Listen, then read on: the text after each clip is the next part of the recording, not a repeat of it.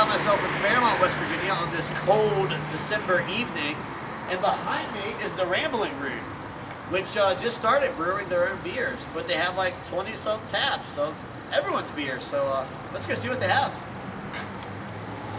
Okay guys, so I'm here with the bar manager. Hello, I'm Abby. I've been here for almost the entire time I've been open. I work a lot on picking the beers and helping you pick beers that you like.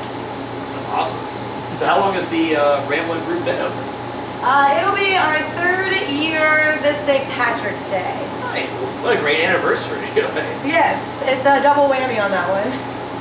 So tell us a little bit about it. Like, what's the goal? Because I noticed you have a whole bunch of beer from everybody. Like, yes, so one of my favorite things I like to say is I try and keep my board about 75% West Virginia beers. I want people to come in, sit at my bar, and basically travel all of West Virginia and not really have to leave a little town called Fairmont to do it. The root concept is to, we have a lot of people who have like traveled around a lot. We all come from different places, whether we're West Virginia natives or have made it our home now. We've all kind of been all over the place, and so Ramble On, Stay Rooted is what our slogan is, and that's really to represent that we all want to travel and see the world, and everyone I think should, but we all have roots back here, and we all love this place, and it takes all of us to make this place a really cool, great place. So is that where the name came about? My next question is, where did the name Rambling Root come about? Yeah, so that's basically where the name comes from. When I first started working here, we were chatting really late at night, and we had this little story, and I am a vagabond and live all over the place.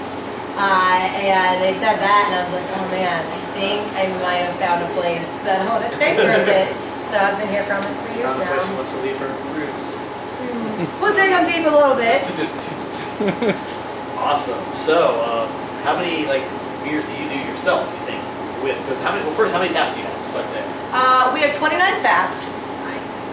And for beers that we have brewed. Yeah. So I thought that it wasn't going to be that many, and we did a trivia thing for our anniversary, and one of the questions was going to be name 5 beers that we've brewed, so I started going through it all. We have made a lot of beer if you look on our Untapped.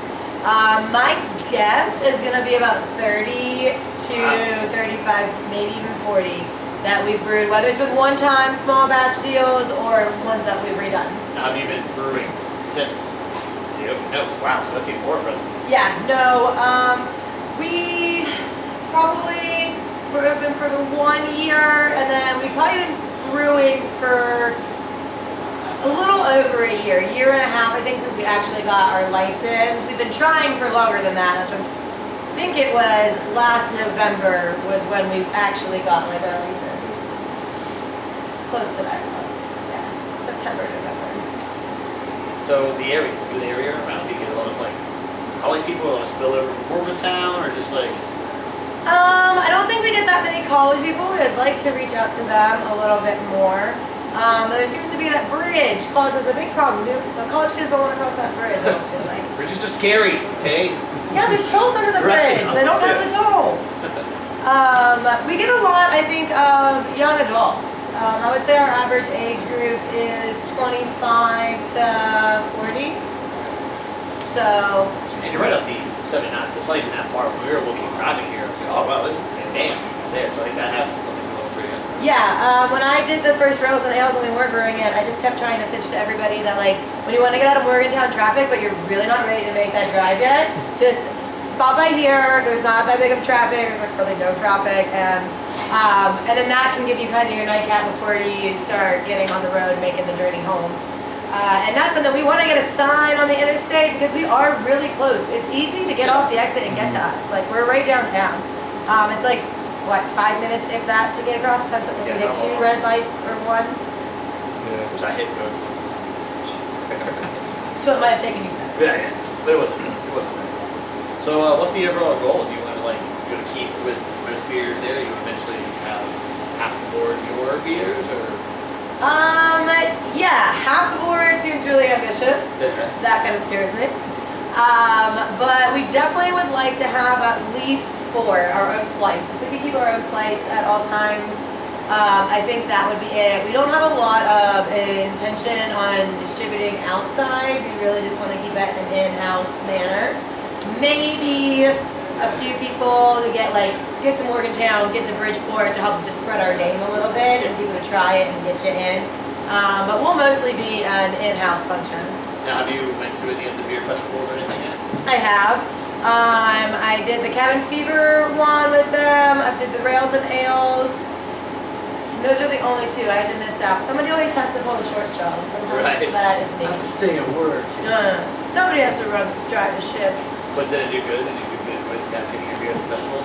Yeah, absolutely. We ran out at Cabin Fever over halfway in, which means we got to lower our little shed and party a little bit.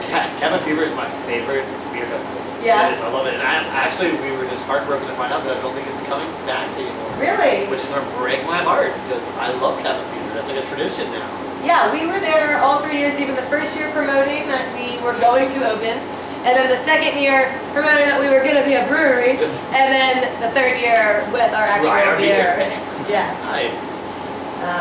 And then the Rails and Ales one I went to under the Rambling Root name, but we didn't have any beer yet. We were hoping, that's what I'm trying to think, that we got our license right around that time because I went down there hoping the letter was going to come, the letter was going to come, the letter was going to come, and it came a couple weeks after that. So that's late August, it's almost September. Now the whole, especially since the laws just changed, so now you can make beer up to 15%. Have you guys experimented with that yet? We have not made one. There is a malt liquor floating around here, but I'm not sure what that ABV is going to come out to be. Nice. And honestly, I've only had a few beers above the limit, surprisingly, which I don't know if I thought that would be like a thing afterwards, but so far I don't think I've went over 12 with any beer I've tried. I've got KBS, I had Sasquatch, which is 13.7. Big Wood Pants is 11. Yeah, but that's still under the 12. Yeah, so it's weird. I think Sasquatch was the highest one that I've gotten, and that was 13.7. It's good. I'm glad someone's questioning it because that was there. The biggest thing with that, which we talked about before in a previous episode, was you can only fill 2 growlers, but you can sell how many ever cake, which is retarded. So now it's like somebody can come up to you with 25 growlers and you're like, got you. Yeah, if you want to. Right. Hold on, let me fill the keg. Right. I'm sure I can. So that was such a dumb law. I don't really understand that you can buy a cake with 22 growlers per man. So luckily, progress. We're moving forward. Next year, maybe 20%. Who knows? We're going for it. I haven't tried that many that are that high. You've seen them other states a lot. I know a lot of the bourbon barrel Virginia has a lot of higher ones. But I think it's weird. It's a state by state thing. Each one has different rules. And the thing with West Virginia was if you went over 12, you had to get your cider or wine license. So it's weird with the licensing, but now they gave you a little, 3 points difference to go. I know that the ciders and wine are different. I'm happy to get a lot more ciders in. Yeah. I'm stoked on the ciders.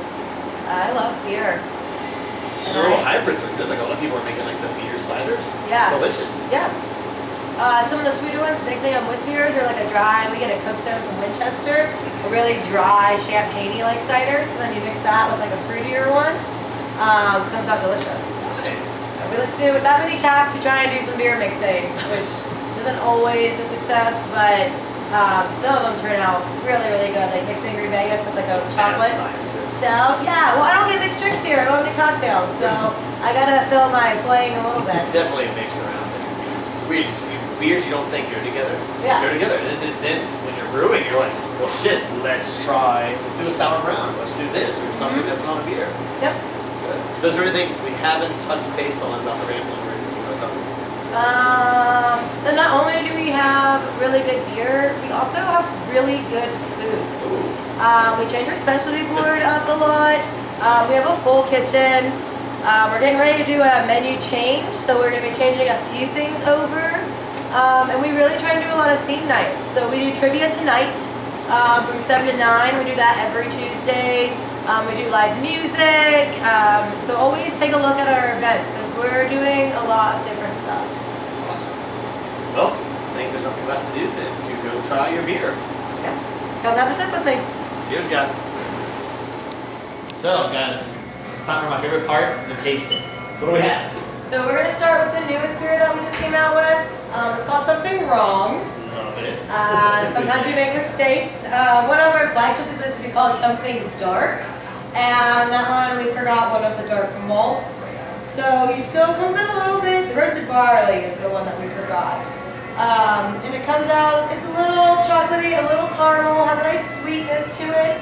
Still tastes really good, just kind of gives you more of an amberish flavor palette to it than an actual stout is what we were going for. I get kind of like if you combine an amber and a stout together, because you get like, it smells like an amber. And you taste it, you get the burnt, like roasty that you would with a stout. But yeah, very amber on the back end. So if you smooth the palate out, that's a good little mistake, baby. I like that. Yeah, I think you still get a good bit of chocolate too from it. I didn't at first when you said that, but on the aftertaste, you get a little chocolate. I'm not getting the caramel yet. It's one of the ones where you go, something wrong is something right. I like it. We're not to make mistakes here, but we try to make happy mistakes. Those are the best kind. So the next one is one of our other newer ones. It's called Red Scare. Very red. It's a red IPA. The artwork is fantastic up on their chalkboard for it. It's one of my favorite pieces somebody has done. And that one has a tasty Maris, otter, honey, and caramel malts with a little hint of oats. It's got Laurel, Simcoe, and Herberbucker hops. Oh, I said that right. We're good. I'm not good with reading, I'm better at listening, so you gotta tell me things. It's got a really citrusy smell.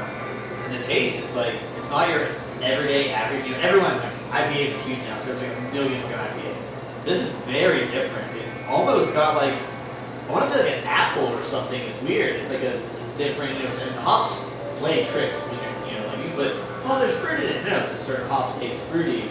When you add them, it will give you a lot of different flavors. But it's almost like a cider IPA kind of, like, is what I would describe, which is weird. I do love the red, so it's Red Scare because of the red hats, right? Is that? For the communism, whenever you were hunting down the communist parties, that's the same as the red hats. Is that the I was same? thinking the stupid Make America Great Again, like, You know what, the though? stupid people, yeah. Yeah, no, I get that too. Okay. Right. I didn't go with the red hat part. So it's still about the same group of people. We're still scared of something. Yeah, we're still Nazis. We're scared of fucking Nazis. Yeah, like, come on, like I said, if you're into IPAs, I would definitely try that one because it's such a different take. It's not like the same old, you know, dollar barrel IPA.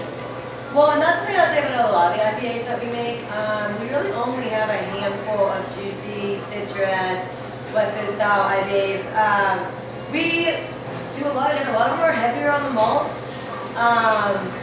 And they're not always super floral. And I feel like that's what you get from a lot of places that are doing IPAs, and they're good and they're solid and I like it. Yeah. But we really play with our IPAs when we come across them. Nice. Outside the wall. Try something new. Yeah, we always want something different. If you look at our board, we don't even try and order the same thing more than a few times. As soon as a beer kicks, another one comes on. We like to be creative, and that's how we brew our beer too. Nice. Open mind. Yep. Now we have the last one. This is one of our owner's favorite styles of beer. One of his first beer he ever had. So it's named after him. The Dougie ESB. Do you always think extra special bitter doesn't describe that style of beer at all? I always tell people it's a middle of the road beer because it feels like it touches a little bit of all things. It's a little malty. It still has a nice little hop to it. It's definitely easy drinking. Yeah, definitely get the colors that you know it's going to be malt. It's not over malty, so it's not like you're drinking a glass of malt. Still smells. This one smells citrusy as well. Great flavor. For a double, it doesn't taste like a double. You know, when you hear that, you know, not a double, a Dougie. A Dougie. Yeah. So our owner's name is DJ. So then the Dougie ESB. Plus, it's really popular. So I was like, oh no, this is really solid. Is this one of your? What is your most popular? I would say right now the Dougie. Honestly, we switch a lot. I would say the most popular so far is probably the Citra Pants, which is a very, very citrus IPA, but that is a crowd pleaser. Most people do go for that style. The Dougie is probably one of the next crowd favorite. We've rebrewed that one several times now, and I've kept it on, and I think it's one of the great stepping stone beers. So we get a lot of people here who Just fresh with the craft beer. yes, and so that's a great one to be like, okay, it's cut just a little bit. Now tell me what you get from it, and then that will help me lead you to pick another beer. And it's not boring. It's not blonde. Some of the blondes are just like, okay, it's Bud Light, the water. Yeah, this very easy drinking. I feel like if you're not too into beers yet, this would be one to kind of wet your feet with before you jump in. But actually, both of them, like I would go, this one. It's got the citrusy and the amber. I think that would be one that for people that really wasn't into craft beer yet either. So then two that it's good with it. That both of them are really popular. Yeah, and like I said, the Something Wrong just went up last week. The Red Scare has been on for maybe 3 weeks now. And if you would go down to the brewery, there are going to be 3 different beers fermenting right now. So once those are gone, then we'll go through another cycle of something different. So you usually keep all those 3 just of yours one at a time? It really depends on what we can catch up, because we'll also just do small barrels too. So we did a small batch. I remember the last one. The last small batch that I remember doing was helping me to really use really local ingredients too, if we can. Nice. So I did a fun one called the Backyard Smackdown. And it was made from Longhorn sumac that I found in my backyard. And if you know that they used to make that into like Indian peasant style pink lemonade because it has its own natural sour tannins on it. So we used some fresh dregs from other beers, put that in it with like a saison base and let that go. And this year it turned out even better than last year. That kicked in like a day or 2 and you won't get that until next year. So a lot of times we'll start things on even a smaller base. If it turns out really good, then we'll move it up again. But there are some, like Citrus Pants was on a couple months ago and it was great, but we haven't rotated it back in again. And so one of the things that we like to do special boards, we really don't want to have to get slammed into a corner of making one beer that everyone likes all the time. Like, we appreciate that you like that and we will make it again. But we want to play. We want to have fun with the beer. So you guys come in. None of these could be here, but that's part of the fun about them too. So come in, see what they're have to offer, and if you don't, there's plenty of other options on the board. Yeah, we do flights of 4, flights of 6, and we're always really happy to give people samples. And we want to talk about it and help people really educate themselves of what they like. Because I'll find people who have a girlfriend who comes in, she's only a Miller Lite drinker. Little does she know, she loves stouts and sours. Who would have guessed? She just doesn't like hops. Yeah. And a lot of people think that means you don't like craft beer. Back in the day, I think everyone thought, like beer tastes like this, and now it's like there's people are making beer out of cereal, which I love. Yeah. It's like crazy. You can make beer out of anything. Yeah, or donuts, or there's all kinds of crazy stuff that you can do. And that's one of the things that we love, to just be creative with it. So I don't know if smaller things too, I think smaller brew centers have the best beer because they have that mad scientist in their like basement, like, oh, I want to do this. Where if you're doing like a big brewery, you're like, oh, well, I gotta make this the same every time. So I mean, it's kind of beer. I don't want to say boring, but boring. Right? It's awesome. I enjoyed all 3 of those. I'd probably would say the red is my favorite because it caught me off guard. Yep. The red's my favorite that's on right now of ours.